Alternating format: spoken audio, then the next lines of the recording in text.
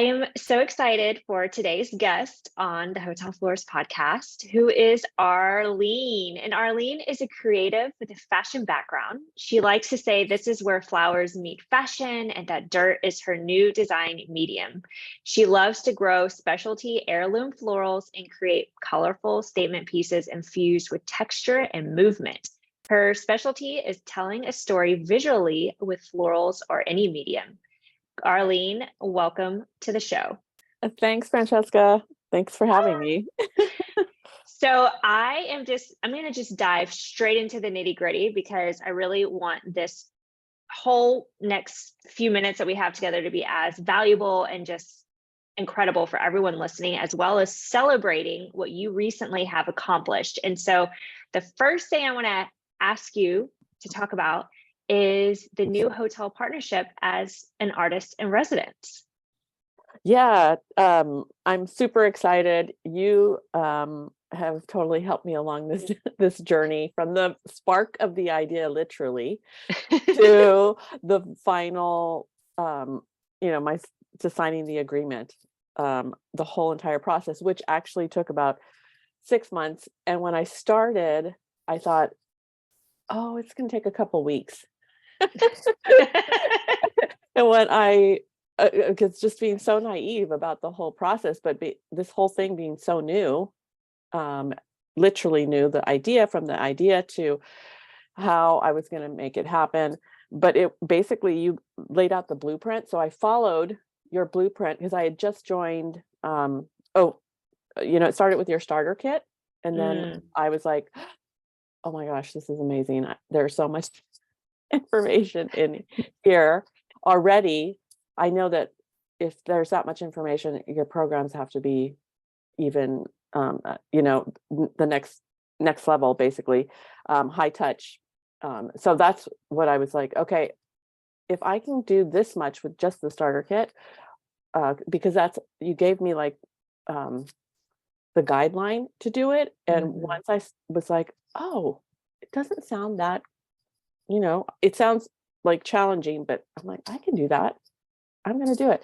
And I literally walked in the hotel and did my research, and then found out that there actually aren't very many 4 to 5 star hotels in this area. It's a small area compared to where I came from, which was LA.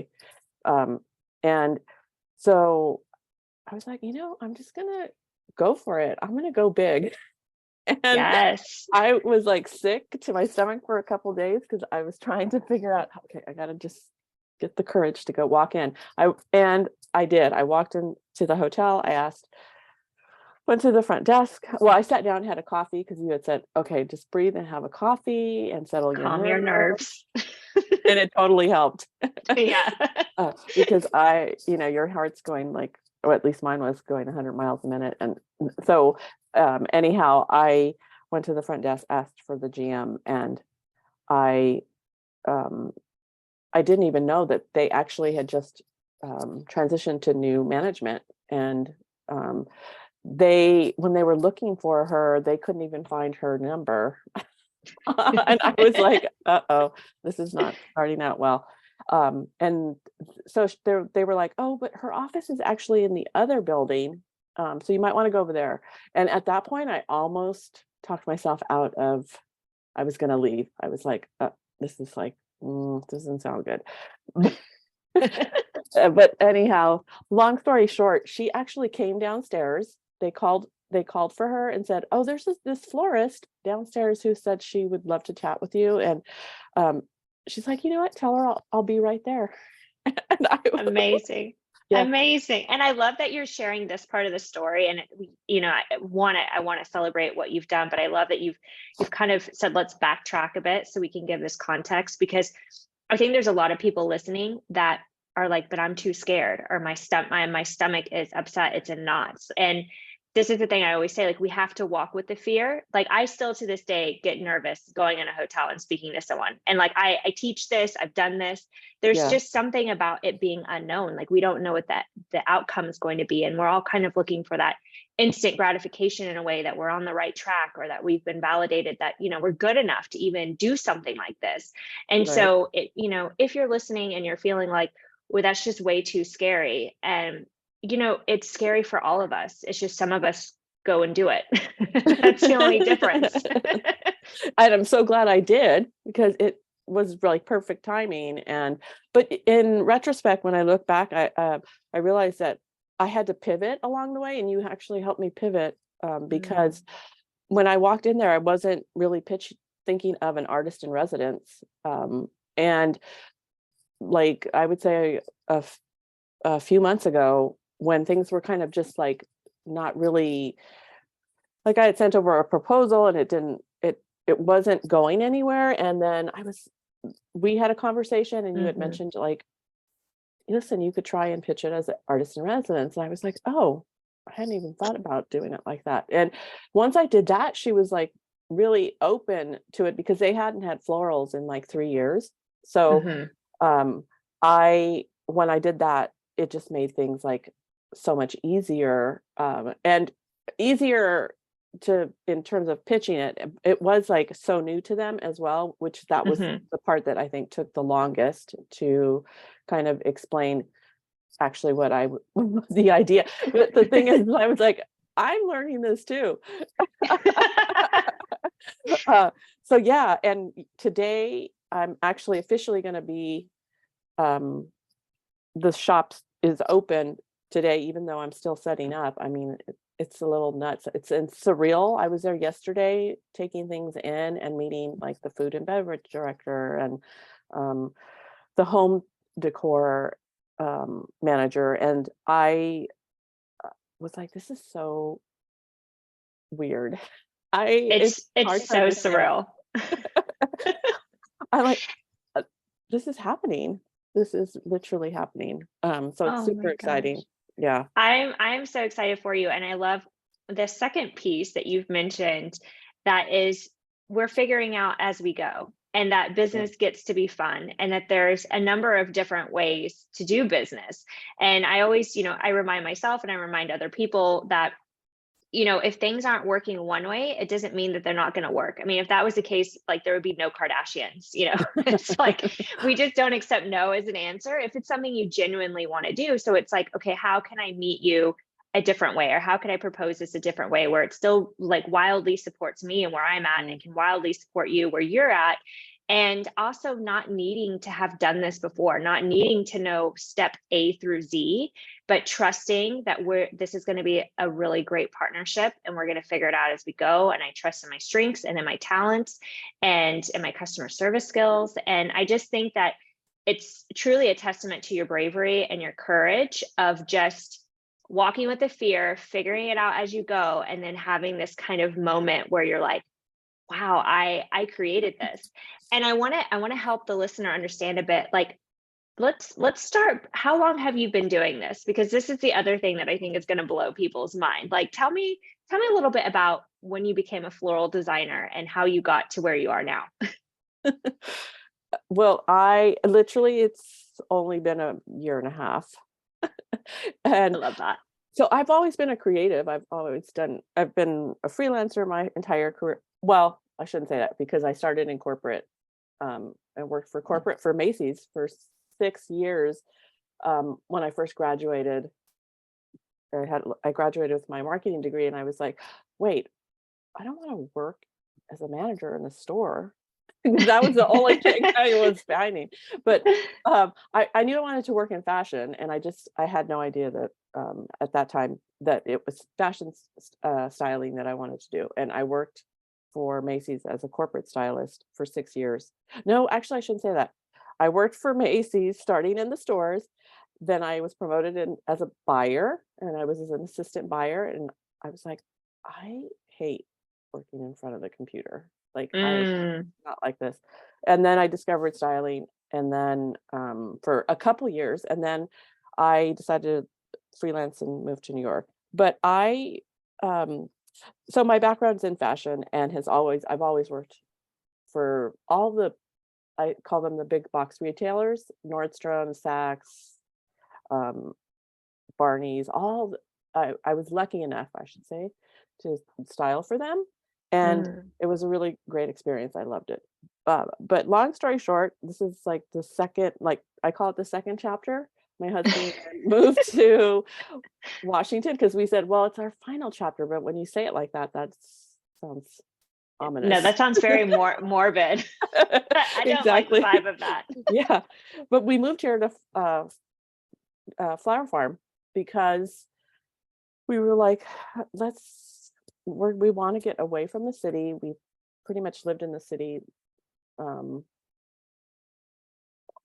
our entire careers, I guess you could say, made all the major cities, and at least in the United States. But the idea was just that we wanted to grow, and I was like, if we're going to grow, I want to grow flowers. And then I discovered like Florette, and I took her workshop and using her pretty much her blueprint on how to start a micro flower farm, and how to optimize small space, because I knew just to get things going that we would, no matter where we landed here, we were going to be probably in a small space because we weren't sure about if we were going to put if we were going to stay here permanently. We were just like, let's test it and see what it's like. The weather is extreme. I bet. Yeah, it is. Especially for an LA girl. Oh yeah. I mean, and the season, I'm learning and have made so many mistakes along the way with growing, for sure. But it's been liberating in that whole process. And then also using this time to like discover, what is it that I am going to be, what am I going to enjoy doing? What am I going to be good at in this floral business? And so that's why I was kind of testing the waters with like doing different things, the flower bars. And I was like, oh, I like doing the flower bars. They're cool. They're you can be creative and you one-on-one with people. And so when I put the feelers out to explore, that's when I landed on your Instagram thing about hotels, and it was a reel, and you were like, how to make extra cash flow or something like that with a floral business. And I was like, what? Hotels? What is she talking about? And so, how long ago was that, Arlene? That was what, 6 months ago? Literally like 6 months ago. That's why I was like, I can't believe so much can change in such a short amount of time. And so much unexpected things that you hadn't even thought about before. Like I said to you, this is incredible. I had not even thought about this idea. And so, yeah, from that point, it's just everything's new. And so weddings literally are new, and events, installations, everything. You're doing it all at once. Yes. Arlene, you've been in the hotel florist world now 6 months, and you've had quite the journey, and especially like coming in and just really wanting to soak it all in and see what the options are. Yep. What would you say is, if you could only pick one resource, because you've been in almost every single container, if you could only pick one, what do you feel is like the number one resource that you invested in that kind of made it all click?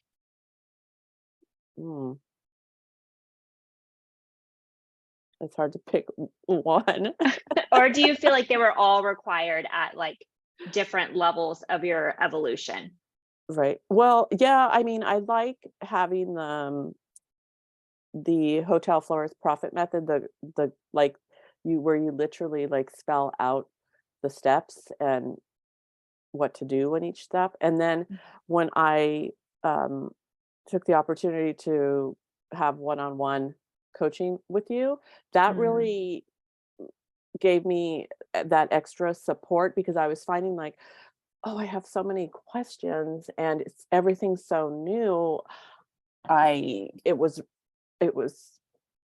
I felt like if I did the online coaching with you, the one-on-one, that it would move the needle faster. And that's exactly, so between those two things, that's, I think, what has been pivotal or like instrumental in like getting me here so quickly. Otherwise, I think it would have taken, it would take longer, because the other thing is this mindset thing, and you're so great with like helping me with mindset. I hadn't realized like how much of it, because I think, oh, I've been a freelancer and a creative my entire career. I understand, I got this, I can do it. But you fall back.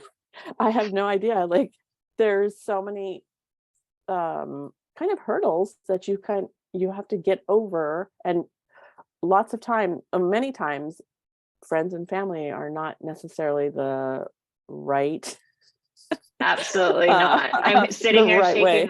shaking my head, because it's so hard to expect those around us who have not done what it is that we want to do to actually understand, to actually give feedback in a way that would help us in our next step. And this is why I believe in mentorship. I personally invest in one-on-one mentorship, because it does collapse time, and you're going to pay for it one way or the other. You're going to either pay for it in a currency that you can make again, which is money, or you're going to pay for it in a currency, which is time, which you're never going to get back. And so for me, when you and someone invest in one-on-one mentorship, you collapse years into months, months into weeks, weeks into days, because you're walking with someone who's been there, that can not only give you the strategic steps and blueprints and, hey, this is what worked and this is what didn't in my experience, but it's really catching you in your mindset, because so many of us, it feels more comfortable to stick with what it is that we've always known, or the way that we've always thought. And what happens is that can only get us so far. It got us to where we are now. But what we're trying to work on now is like the next level of ourselves. And sure, it will come with time and with more experiences. But if you can walk with someone who can catch you in your patterns, who can remind you of your power, who can really kind of help guide, push you back onto the path every time you want to steer off and like go sit down. I find that it's extremely helpful, especially when you're building something like you are. Absolutely. I mean, I couldn't agree with you more. I think that even with just getting started this past week, it's interesting, some of the feedback I get from family and friends, and some of it is like positive, some of it is already like negative, and I'm like, this is why I need to focus Yes. and not get caught up in other people's opinions about how they think it might work out, how it's too much, or, like, it's so crazy. I'm like, wait, I didn't even ask actually for. And I Yeah. love that you just brought this up, because I feel like, especially as creatives, like, we're already sensitive to people's feedback.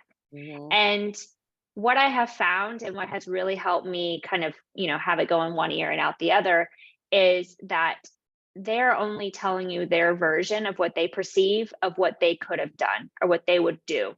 And so many people project their fears onto us. And if we're not aware of it, then we somehow pick up that belief and we like tuck it into our subconscious, and we think like, oh, maybe this won't work out. Maybe this was a stupid idea. Maybe this is really risky, just because someone would think that it would be really risky for them.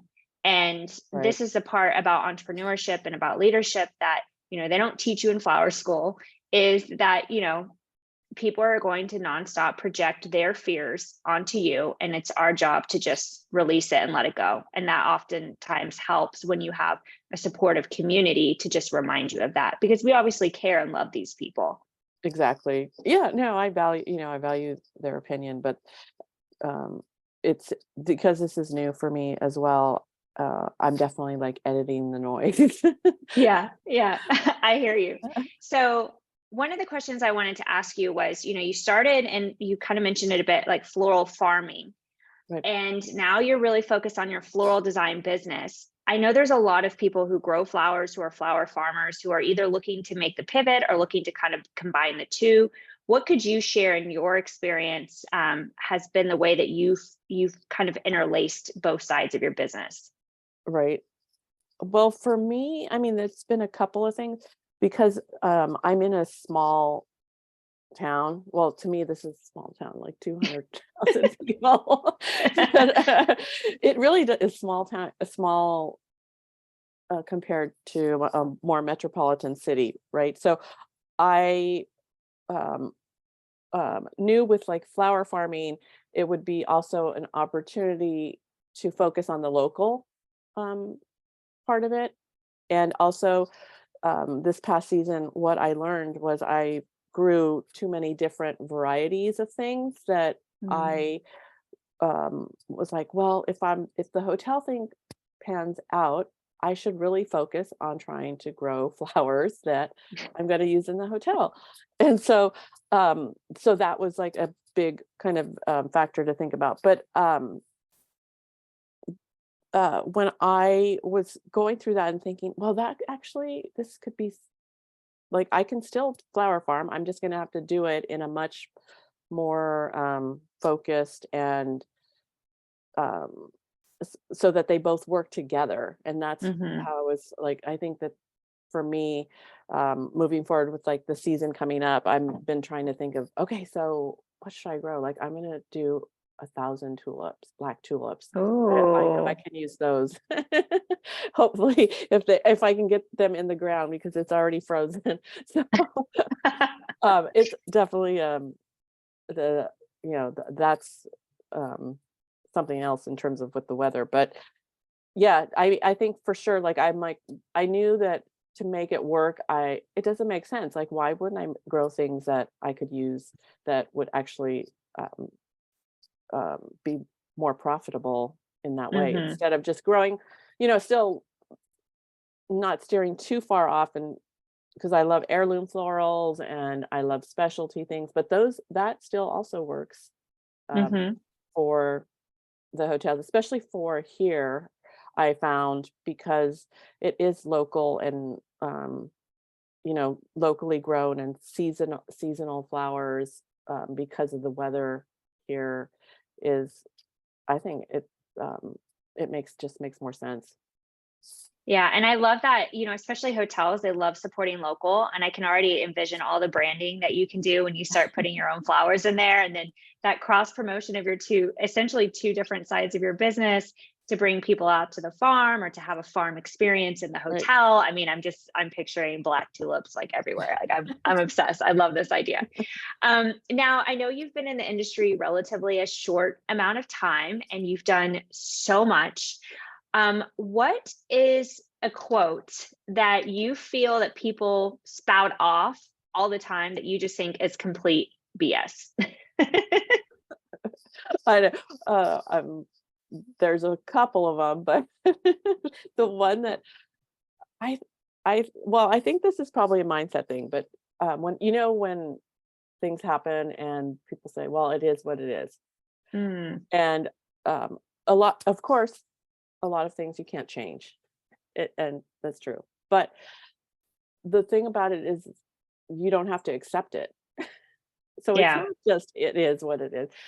Sometimes I'm like, well, that's a bunch of BS because I don't, even if it is, if it has happened, you can't change it, but you don't have to accept it. You can, you know, address it in another way. You can, not everything has a solution, but I feel like it's kind of like a cop out in I that way. love that you brought this up because I actually have a psychology backed exercise on this, which I've talked about here or there. It's called CTFAR. And we talk about this in the Hotel Florist All Profit right. Method. C is the circumstance. Like you can't change the circumstance. So you can say it is what it is for the circumstance. But what you can change is your thought around the circumstance. And the thought is actually the most powerful thing. It's not necessarily what's happened, it's like what we think about it, because that actually impacts our feelings, which impact our actions, which then impact our results. And so I really love that you mentioned this because I think whenever I know personally, when I hear this, I instantly think that, okay, so we're just completely out of our power. We're just accepting whatever comes our way. And then we're placing meaning on it. Whereas you can just decide that what do I think about that? And what am I available to? And how do I want to move forward? And that is where we really regain that personal power that so many of us are looking for outside of ourselves. Yeah, exactly. I mean, um, a lot of, so the tools that that's why I think for this, your whole program, the thing that I was also impressed with was the, like the tools on mindset. And this was one of them in the Hotel Florist. And I was like, yeah, this makes, so this really makes sense.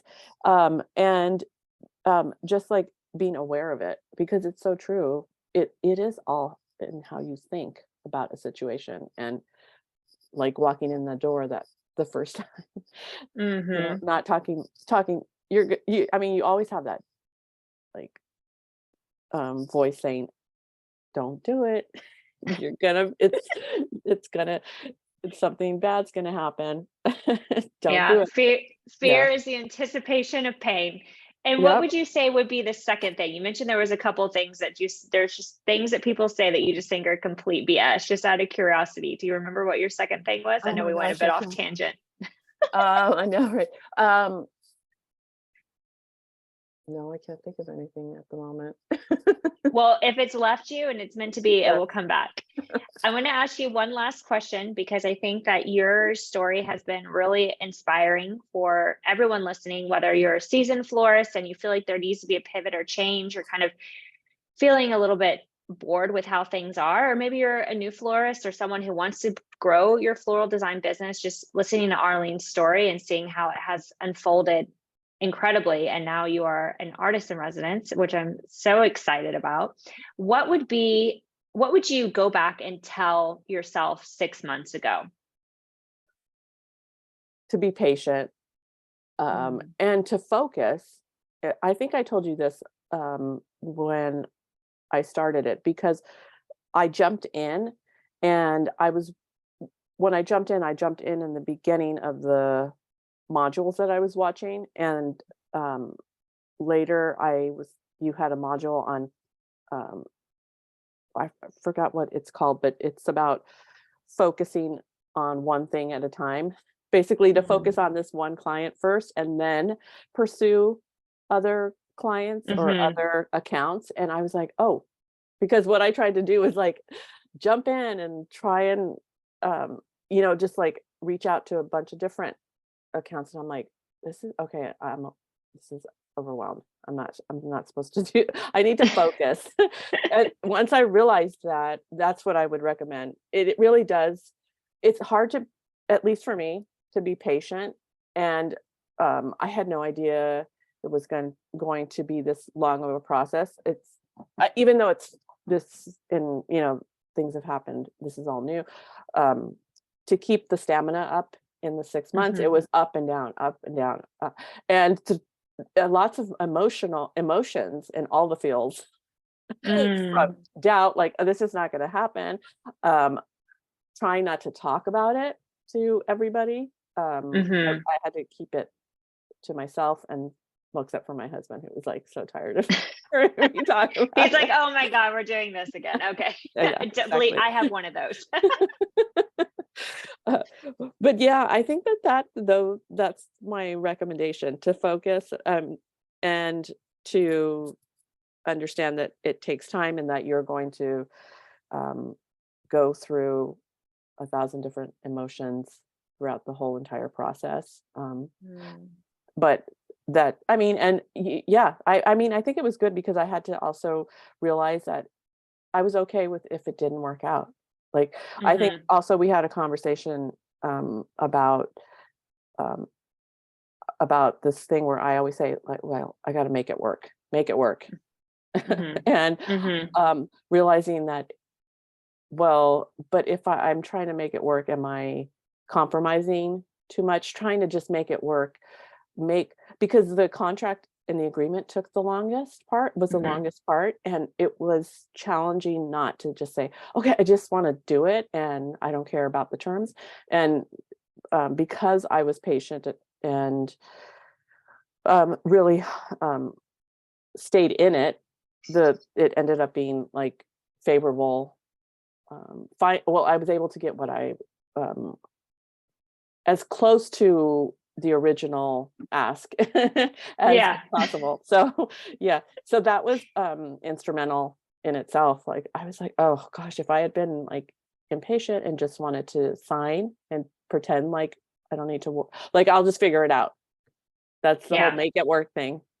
Yeah. And I think that, there is a part of us in this next level that really has to quiet and slow down a bit in order to speed up. And we've been so conditioned to equate our results or our level of success to a certain time period.